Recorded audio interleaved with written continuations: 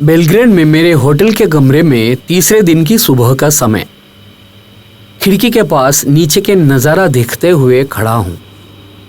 सड़कें सजीव हो चुकी हैं, अच्छी धूप फैली है। समय अभी 7 बजा है। तुरंत रवाना होना है मुझे। मैं बैग आदि लेकर तैयार हुआ। रिसेप्शन पर पहुंचकर चेकआउट प्रक्रिया पूरी की।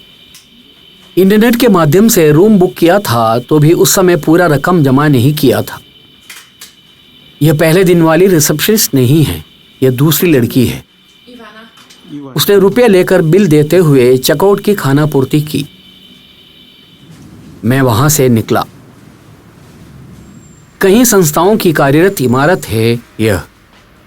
लिफ्ट के द्वारा सबसे नीचे की मंजिल पर पहुंचा। रिपब्लिक स्क्वायर पहुंचने पर रेस्तराएं आदि आलस्य में डूबे हुए दिखे। बगल वाली इमारत में कार्यरत बेकरी खुली हुई है। मैं यहीं से नाश्ता खरीदा करता हूं। अभी खाने के लिए खरीदने के साथ यात्रा के दौरान खाने के लिए भी कुछ खरीदा। राष्ट्रीय संग्रहालय की इमारतों के सामने बैठकर नाश्ता किया। बाकी भोजन पैक करके बैग के अंदर रख दिया। लोग सड़क पर निकलने लगे हैं। अब इस नगर में मेरे दोबारा आने की संभावना नहीं है। इन लोगों को फिर से देखने की भी संभावना नहीं है। लेकिन हमारे कार्यक्रम के माध्यम से देश की जनता इन लोगों को अब अनेकों बार देखेंगे। मुस्तैदी से चलकर जाने वाले इन लोगों को अन्य भाषा बोलने वाले भी अब शायद देखेंगे। अब मुझे टॉप चीदर नामक जगह की रेलवे स्टेशन पहुंचना है। मुझे मालूम है कि 3 नंबर वाली ट्रैम ही उस ओर जाती है। वह ट्रैम यहां से नहीं मिलेगी।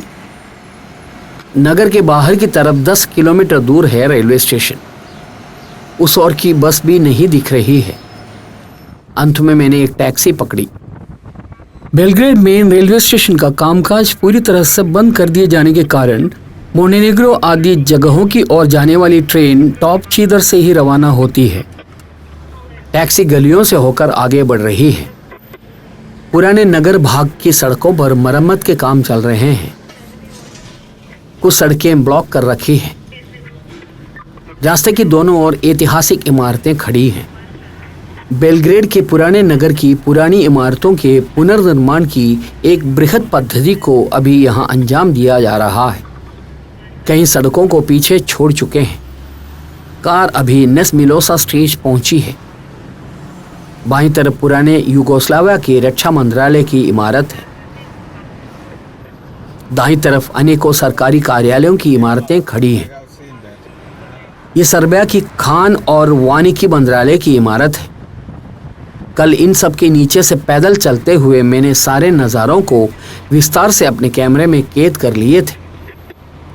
नगर से दक्षिण दिशा की ओर जा रही है नेस मिहाइलो स्ट्रीट। टॉप चीदर प्रदेश बेलग्रेड की दक्षिण दिशा में स्थित है। बाईं तरफ युगोस्लाविया के गृह मंत्रालय कार्यरत रही इमारत। उसको पीछे छोड़ते ही कार मोर्टार इंटरसेक्शन नामक एक प्रदेश पहुंची है। एक बड़े फ्लाईओवर के ऊपर से होकर अभी जा रहा हूं। नीचे से रेलवे, हाईवे आदि जा रही हैं। भूधरातल से 22 मीटर ऊपर स्थित है यह रास्ता। मोस्टार इंटरसेक्शन के पीछे छूटने के साथ ही बेलग्रेड नगर के मुख्य भाग भी पीछे छूट चुके हैं। यह मेरा ड्राइवर है। इसके चेहरे की ओर कैमरा घुमाने में मुझे थोड़ी आशंका थी। इसका नाम बोया है। गाड़ी अभी हाइड पार्क से दौड़ रही है। टॉप चीदर्स का नामक एक बड़े उद्यान का भाग है हाइड पार्क। एक अर्बन पार्क है टॉप चीदर्स का उद्यान। स्वाभाविक रूप से उगे हुए पेड़ों से भरा उद्यान। बेलग्रेड नगर से सटे हुए उसके फेफड़े की तरह स्थित है उद्यान। राजतंत्र काल और ओटोमन तुर्कियों के काल के दौरान से ही बड़े ध्यान से संरक्षित एक वन है यह।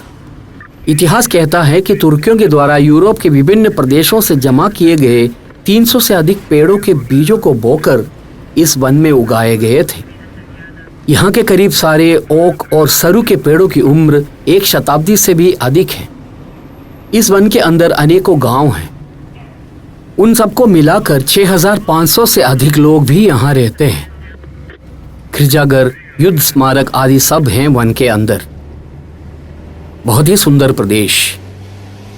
मुझे पहले ये नहीं मालूम था कि बेलग्रेड नगर से लगा हुआ इस प्रकार का एक वन भी है।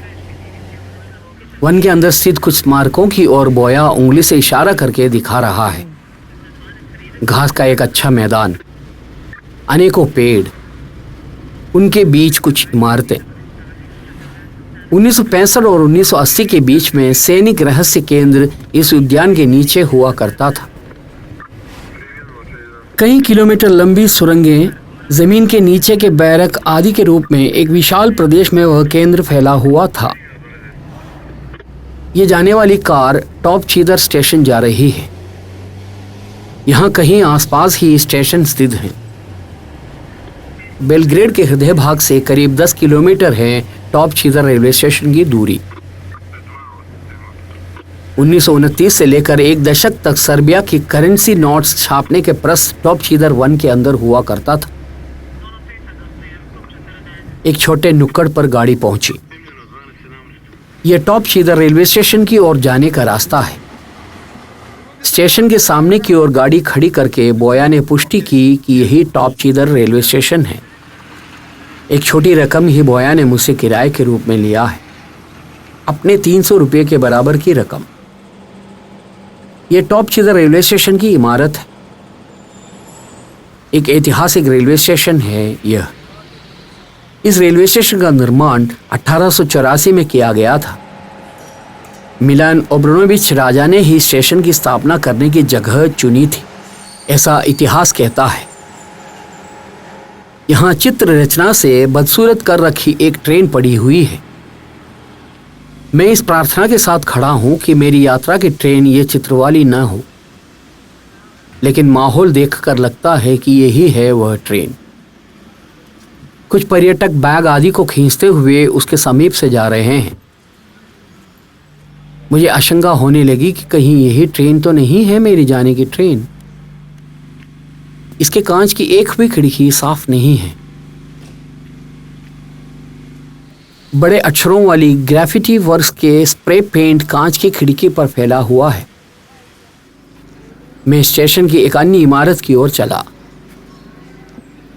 Ticketing office, waiting room, toilet आदि स्थित प्रदेश पर पहुंचा मैं। स्टेशन की इमारत 2-3 भागों में बटी हुई है। यह टिकट ऑफिस है। जुलाई 2018 को इस स्टेशन का नवीकरण हुआ था। उससे पहले बेलग्रेड मेन स्टेशन से ही ट्रेन चलती थी। उसके बंद हो जाने के बाद जंगली पेड़ पौधों से ढके हुए इस स्टेशन का पुनरुद्धार करके इस प्रकार तैयार किया गया। ये स्टेशन पर स्थित रेस्तरां है। अंदर कई लोग बैठे हैं। ये सारे लोग मेरी ट्रेन में टिकट बुक किए हुए यात्री हैं। मोनेनिग्रो जाने वाले लोग और अधिक लोग आते जा रहे हैं। मैं करीब 1 घंटा पहले स्टेशन पहुंचा हूं। ट्रेन 9:20 पर रवाना होगी। अभी 8:30 से थोड़ा ऊपर ही का समय हुआ है। यात्री टिकट खरीद रहे हैं। वह देखकर मुझे एक बात का पता चला। कल मेन स्टेशन जाकर समय बर्बाद करके टिकट खरीदने की आवश्यकता नहीं थी। आज सुबह यहाँ से टिकट खरीदी जा सकती थी। मुख्य रूप से पर्यटक ही बेलग्रेड बार ट्रेन में यात्रा करते हैं। फिर अंदरूनी प्रदेशों में जाने वाली ग्रामीण जनता भी होती है। बहुत ही सुंदर प्राकृतिक नज़ारों के बीच से होकर की यात्रा है वह। 480 किलोमीटर लंबी यात्रा। उसमें 300 किलोमीटर की यात्रा सर्बिया से होकर ही है। रात्रि 9:30 बजे ट्रेन बार शहर पहुंचती है। मैंने पूछकर जानकारी पाई कि यही मेरे जाने की ट्रेन है। मेरी 2nd क्लास की टिकट है। Seat number 41, bogie number 466। पहले मुझे बोगी ढूंढनी है। उसके लिए मैं हर बोगी के सामने से गुजरता रहा। नंबर लिखा हुआ एक छोटा स्टिकर हर दरवाजे पर चिपकाया हुआ है। ऐसे गुजरते हुए मुझे मालूम हुआ कि सबसे आगे की बोगी 466 है। अभी ट्रेन के साथ इंजन को जोड़ने का काम हो रहा है। बिजली का इंजन है। धीरे धीरे सरक कर इंजन 466 नंबर बोगी से लग रहा है। एक कर्मचारी उसे ट्रेन के साथ जोड़ रहा है। यह इंजन अब 480 किलोमीटर दूर तक ट्रेन को खींच कर ले जाएगी। बोगी का दरवाजा खुला हुआ है। मैंने उसके अंदर प्रवेश करने का निर्णय लिया। यह है बोगी। अन्य यात्री नजर नहीं आ रहे हैं। सीट नंबर पहले से ही मिला हुआ होने के कारण अब बस बैठने की सीट ढूंढना भर बाकी है। सीट का नंबर 41 है। कांच की बड़ी खिड़की खोली जा सकती है। बिना किसी रुकावट के बाहरी नज़ारों को शूट कर सकते हैं। यह है मेरी कंपार्टमेंट। अच्छी सीटें हैं। बाहर से दिखी जैसी नहीं है। अंदर से यह साफ सुथरा है। ऊपर लगेज रखने की सहूलियत है। अधिक देरी के और अधिक लोग बोगी के अंदर प्रवेश करने लगे। उनमें से अधिकांश लोग पर्यटक हैं। इस ट्रेन में काफी लोग यात्रा कर रहे हैं। मैंने गलियारे की एक तरफ की खिड़की के कांच के पट को नीचे करके देखा। उसमें से हाथ बाहर निकाल कर खड़े रह सकते हैं। बहुत सहूलियत वाली व्यवस्था है। वह शुद्ध वायु अंदर प्रवेश कर सकती है। प्रथम श्रेणी की बोगियों में ये कांच नीचे नहीं किए जा सकते हैं। और अधिक लोग बैग खींचते हुए अंदर आ रहे हैं। बाहर कुछ विचित्र रूप वाले बोगी नजर आ रही है। मालूम नहीं हो पा रहा है कि ऐसी बोगी किस काम के लिए है। पालतू जानवरों को ले जाने के लिए होगी। ऐसी एक ट्रेन मैंने और कहीं नहीं देखी है। हो सकता है कि इसे अन्य देश में देखी हो। यह तारा नामक ट्रेन है। दिन के समय बार शहर जाने की ट्रेन। एक दूसरी ट्रेन प्लेटफॉर्म पर पहुंच रही है। सुबह यहां से बार शहर के लिए एक ट्रेन रवाना होती है तो उसी समय वहां से बेलग्रेड के लिए भी एक ट्रेन रवाना होती होगी। रात को भी ऐसी ट्रेन चलती है। मैं जिस ट्रेन में चढ़ा हूं उसके आसपास प्लेटफॉर्म पर कुछ लोग खड़े हुए हैं। अभी आकर रुकी ट्रेन की जांच कुछ अधिकारी कर रहे हैं। यह नहीं पता लग पा रहा है कि वह ट्रेन तुरंत रवाना होगी कि नहीं। ठीक 9:21 पर ट्रेन रवाना हुई। सर्बियन रेलवे की इस समय निष्ठा पर मुझे बहुत खुशी महसूस हुई। ये उम्मीद जताती हुई ट्रेन रवाना हुई कि आगे भी इसी प्रकार समय निष्ठा को बरकरार रखी जाएगी। यह टॉप चीदर गांव है। टॉप चीदर उद्यान के अंदर स्थित गांव है। वह एक छोटा गांव प्राकृतिक जंगल के अंदर के काल्पनिक भाव वाला गांव है टॉप चीदर। अंदर की ओर अच्छी हवा पहुंचने की व्यवस्था के साथ की वह वैगन किस काम के लिए है यह समझ में नहीं आ रहा है।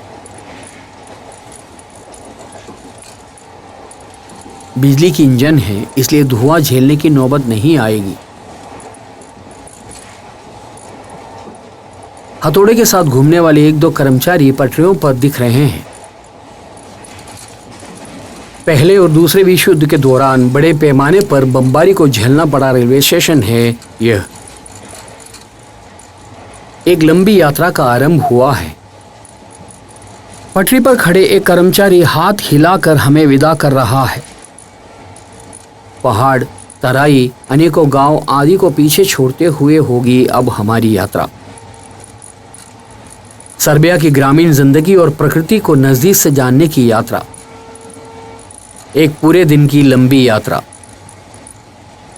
अब तक न दिखी प्राकृतिक सुंदरता के और जिंदगी के नजारों से होकर की जाने वाली यात्रा।